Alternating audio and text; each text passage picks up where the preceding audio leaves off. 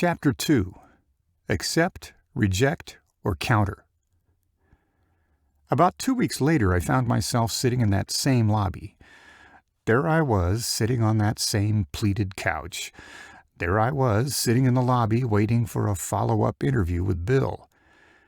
There I was, gushing over the aroma of burnt asphalt and triple-digit temperatures. There I was, pacifying that same feeling of anxiety churning away in my gut. There I was, waiting to hear those same 5 magical words. Believe it or not, I crammed for 8 hours a day for that insurance exam. For 2 weeks straight, I ate, slept, and dreamt insurance. In just shy of 3 weeks, I went from sniveling broke college student to an elite fraternity of licensed insurance agents. What I wasn't prepared for was that absurd sales competency test Bill made me take. "Bill will be with you shortly. He's just in the middle of wrapping some things up with an important client," the receptionist said. I shot her a quick thumbs up and went back to counting the dots on the ceiling tiles. The receptionist giggled and asked, "Nervous much?" I smiled and gave her another quick thumbs up. In all fairness to myself, this was only my first soiree in the working world. "Well, don't be. Bill can be a little intimidating at first, but he's a real sweetheart once you get to know him." "Really?" Really," she responded in a bubbly yet somewhat dismissive tone. She smiled and went back to trolling on her phone. I realized she was trying to put my nerves at ease, but the anticipation was really starting to eat at me. Did I get the job? Did I fail the test? What in the world happened? Bill left a lot for the imagination in his email. "Do you enjoy working here?" I asked in a sheepish tone. "Well, I've been here for almost 30 years now." 30 years? That's some job security, I thought to myself. The receptionist was a tall, slender woman with a smile a yard long and not one wrinkle on her face. Maybe smiling all the time was how she refreshed her youthful appearance. "I've seen quite a few people come and go. I've seen quite a few people sit right there on that very couch. I've seen quite a few things in my time here." Her face was buried in her phone. She was bewitched by the blue phosphorescent glow from a 6-inch screen. What could be so entrancing? What captivated her attention in such a way? I thought to myself. Small talk aside, I needed a real distraction, so I decided to really take in my surroundings. The lobby wasn't much larger than a standard 8x10 prison cell. Every time I squirmed, even a little bit on this pleather couch, it made a loud squeaking sound. It was the only thing that was able to draw the attention of the receptionist. "This couch has seen some better days. It's got some miles on it, huh?" "Oh, does it ever. That couch has some stories to tell." "I can imagine. It must be at least 10 years old." "Try 25. Trust me, I still remember the store where I bought it." Almost instinctively, she went back to trolling on her phone, almost like an ostrich sticking its head in the sand. All of a sudden, the door swung open and Bill stepped into the lobby with his chest bowed out. He seemed to be in a good mood, at least he looked like he was in a good mood. "Come on back, Mike." Bill paraded me through the sales floor, like a child walking around the sandbox with his favorite toy, occasionally patting people on the back as we headed over to his private office. As we walked back to his office, the mood on the sales floor suddenly shifted. Something was clearly different. This time the sales floor was quiet. I could hear the old commercial carpet crunching as I walked through the sales floor. As we walked through his office door, Bill whispered, "Well, Mike, I'm not going to sugarcoat this for you." With one statement, the entire life drained out of my body. The anticipation was really making me squirm. Bill pulled out a chair for me to sit in. I unassumingly plopped myself down in the chair across from Bill. Bill seemingly noticed my squeamish demeanor and asked, "Are you okay? You seem to be sweating a lot." My face was flush, and I could only respond by murmuring out, "Yup, sure am." Okay, well, let's get down to business. We need to wrap this up ASAP. I booked you back-to-back with the other candidate. Bill gazed into my eyes and started slowly patting the tips of his fingers together. His composure was still silent. Meanwhile, I was sweating bullets under and over my three-piece suit. Bill was steadfast in his commitment to make this meeting as awkward as possible. You know how important that test was, right? I did stress to you how important that sales test was, didn't I? He asked me in a sultry tone. I couldn't even respond. I just shook my head and anticipated the worst. Everything came down to you and this other candidate. Turns out you both attended the same university. His name is Lars. Know him? Oh, yeah, I know Lars. We had a finance course together. He's a pretty smart guy. I paused for a second. The one thing I knew about Lars was that he was super smart, and I was less than super smart. Are you curious about how you scored on the sales assessment? Very. To say I was curious was somewhat of an understatement. I was chomping at the bit to hear the outcome.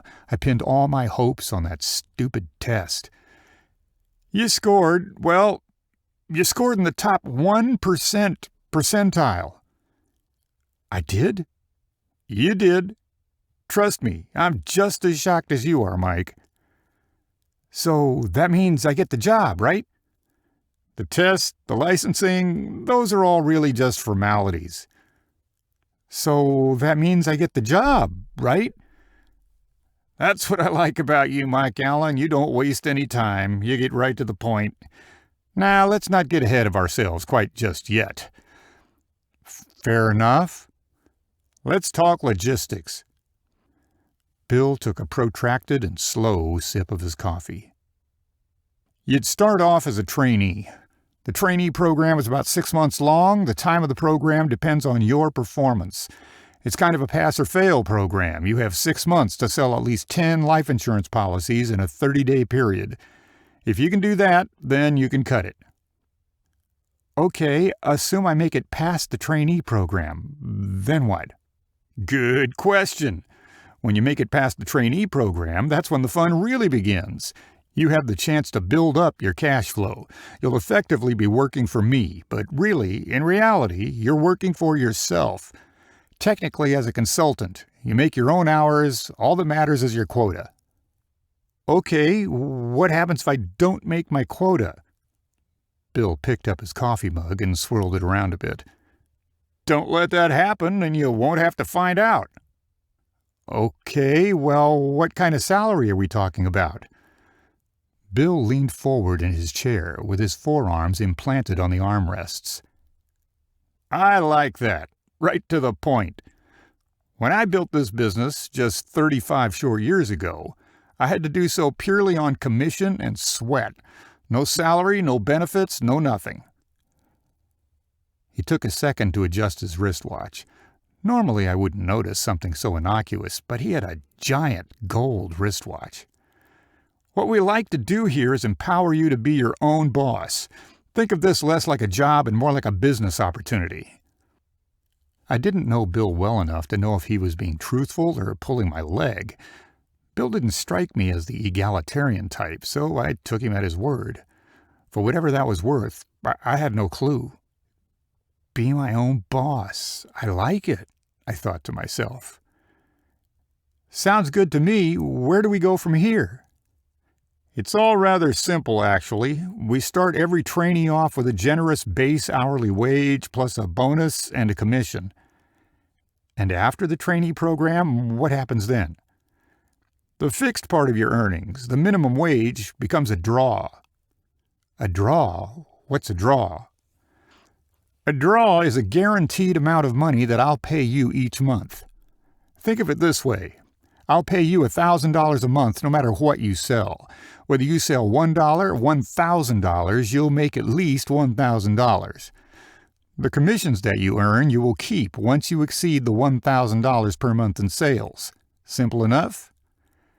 Sort of. I've never worked on commission before. How does it work exactly?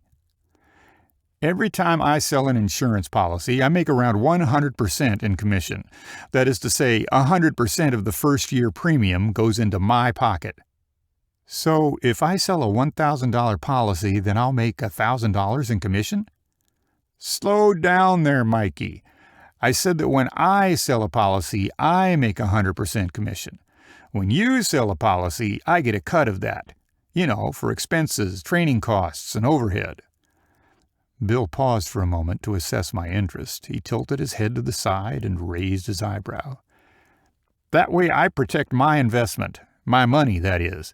I'm training you, putting a roof over your head, and paying a guaranteed salary for a certain amount of time. That ain't cheap. So what happens if I don't sell at least $1,000 a month? Would I have to pay back the difference? Don't let that happen, and you won't have to find out. Bill started twirling his pen. It was a gold-plated Monte Blanco. The thing probably cost more than my car, or more than my parents' first house. To be honest, this all sounded pretty good. To be honest, I didn't comprehend most of what he was saying. To be honest, I didn't care all that much. I just wanted a J-O-B. Mike, let's not get buried in all the details. There's a lot of moving parts to this thing. What I need to know is what kind of person you are. If you're in, then you start bright and early on Monday. Bill stopped twirling his pen. He put it to the side of his desk. He treated that pen with gentility, probably a rare event from what I knew about Bill. I imagined he probably only took it out to impress interviewees. If you're not in, then you're just hogging up space and you need to leave. Bill paused and waited for an answer. I mean, it's not like I had much of a choice here. I had 0 other job prospects lined up. I took a few seconds to think it over, which turned into a few minutes. The silence must have been aggravating to Bill. He was beginning to fidget in his chair. His leather chair made this distinctive crackling sound every time he squirmed in his chair. Crackle, crackle, crackle. Bill stood up abruptly and stuck out his hand. I snapped out of my trance and stood up. Reflexively, without even thinking, I anxiously stuck my hand out. It's not like he left me with much of a choice, or I had a plethora of options waiting for me once I walked outside this office. As I stood up, I said, "Glad to be on the team." "Just remember one thing, Mike," he said as he grabbed my hand. "What's that?" "Chance only favors the prepared mind." I slowly shook my head up and down in agreement. It sounded a lot like Bill had listened to a motivational speech at the airport this weekend and wanted to opine some of his wisdom on me. "Remember that, and remember that well. If you show up to work unprepared, you will get fired. If you show up to a sales appointment unprepared, you won't get the sale. If you show up to an interview unprepared, you won't get the job. Show up prepared and your odds of success will exponentially increase." Sounds good to me, Bill. To be honest, I wasn't quite sure what to make of all that.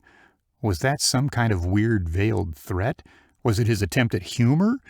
Either way, I'd chalk it up to just good life advice, so we shook hands.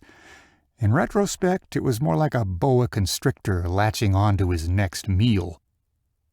Bill motioned me to the doorway that led back to the sales floor. I turned around and scurried to the door. As I opened the door, Bill yelled at me.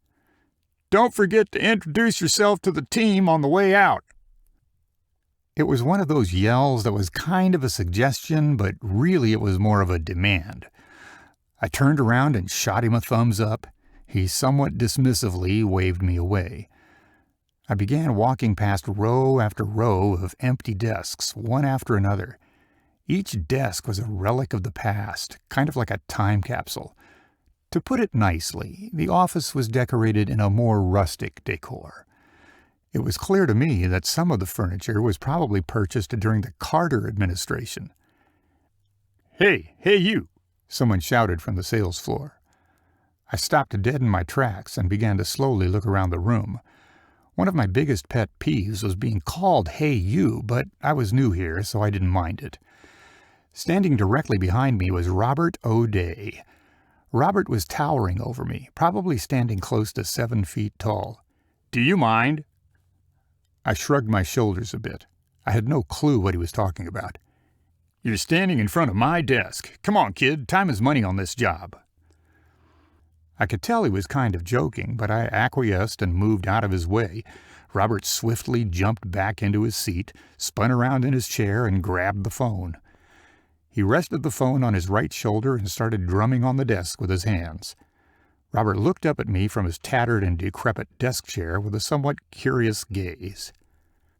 He slowly put down the phone. I could see the wheels turning in his head.